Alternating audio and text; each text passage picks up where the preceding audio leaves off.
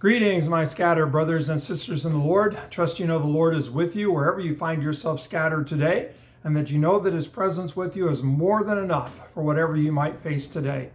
Well, we are with Jesus. Jesus is being crucified by the Roman soldiers, and we're picking it up in Mark chapter 15, beginning at verse 24. So Mark 15:24. And the Roman soldiers crucified Jesus and divided his garments among them, casting lots for them to decide what each should take. That's kind of worth pausing over just there. Here are the Roman soldiers putting Jesus to death on the cross. They strip him, and his garments, they're gambling for them to see who gets what. And just how crazy that is, that Jesus is literally dying, being crucified, so that these guys could be clothed in robes of righteousness. And they just totally miss it, and they're gambling for Jesus' rags when Jesus offers them so much more. Anyways, we go on. And it was the third hour, or about 9 o'clock in the morning, when they crucified him. And the inscription of the charge against him read, "The King of the Jews."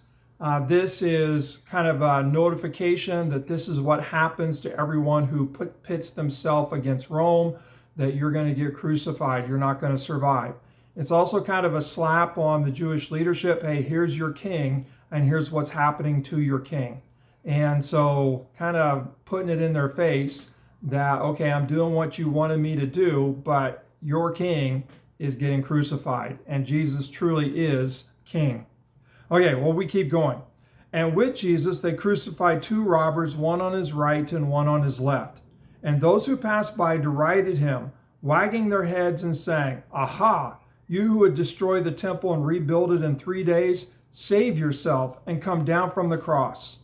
So also the chief priests with the scribes mocked him to one another, saying, "He saved others, he cannot save himself." Again, just the foolishness of this, that had Jesus saved himself, no one would be saved. But Jesus, out of obedience to the Father, is giving himself as a ransom, as an atoning sacrifice for the sins of humanity, and so that by not saving himself, everyone can be saved. That through Jesus' death, humanity is reconciled to God, and forgiveness is available to all. And so just how backwards they had it, save yourself instead of others. And if he would have saved himself, no one would have been saved. But by sacrificing himself, salvation is for everyone. Okay, there's one more thing I want us to pick up on today. It's this last line, verse 32. Here's what they're saying. "Let the Christ, the King of Israel, come down now from the cross, that we may see and believe." And those who were crucified with him also reviled him. So they're actually calling out to Jesus, come down from the cross, King of the Jews, Christ, and we will see and we will believe. And my question is, would they have? And I kind of doubt it, that if Jesus would have come down from the cross and saved himself, they would have seen it, but I don't think they would have believed that Jesus truly is the Christ. I mean, they had so many opportunities already to see and believe. And so I'm not sure that one more opportunity in terms of Jesus coming down from the cross, if they would have become believers at that point. But I think maybe there's even more to it than that. Had Jesus come down from the cross and they would have, quote unquote, seen and believed, who would they have actually been believing in? See, Jesus would have put self first. He would have been more concerned about himself than obedience to the Father. He would have been more concerned about himself than actually saving others. I mean, it would have been an incredible self-first move. And maybe they would have worshiped Jesus, because we become like who we worship. And a lot of times we project what we want to worship on who we worship. And so if Jesus would have been self-first, they could get on board with that, because they were a self-first people. And so I kind of wonder how many people, are hoping that Jesus will come down from the cross and save himself and put himself first, and that would kind of justify everyone else living self first. I also think there's another dimension to it. If Jesus would have given in to this pressure to prove himself, then they would have had a Jesus that they could control.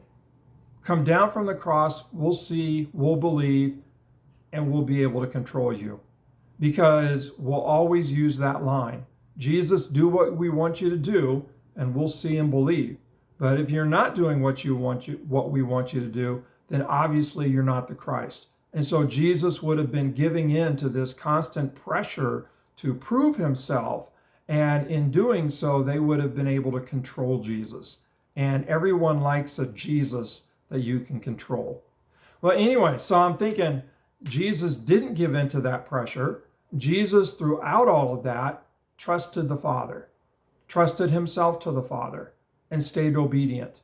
And here's the good news, that because Jesus was victorious, because Jesus was faithful even unto death on the cross, what he's doing is he is opening the door for us to live victoriously like him. That as we place our faith in him, as we trust in him, we discover that he gives us power. He breaks that bondage of sin and gives us power to live trusting God and living in obedience to him. And so we don't have to be a self-first people, and we don't have to always be proving ourselves, which typically puts us, under the control of others. We can actually live victoriously, trusting the Father, trusting Jesus. And so that's my prayer for us today, that wherever we find ourselves scattered, we'd actually live in the victory of Jesus. That as Jesus trusted himself to the Father, rather than putting himself first, or rather than kind of trying to prove himself, just living in that simple obedience, trusting that as he's obedient, yes, it's costly, but the Father will see him through and vindicate him. Because he was victorious, through him, we can be victorious and not be self-first and not give in to the pressure to prove ourselves, but to live trusting him. So wherever you find yourself scattered today, my prayer is that through Jesus, we'd be able to trust faithfully and victoriously, no matter the cost, no matter the pressure to put ourselves first, no matter the pressure to prove ourselves. Nope, through Jesus, we are trusting the Lord. God bless. Have a trusting day.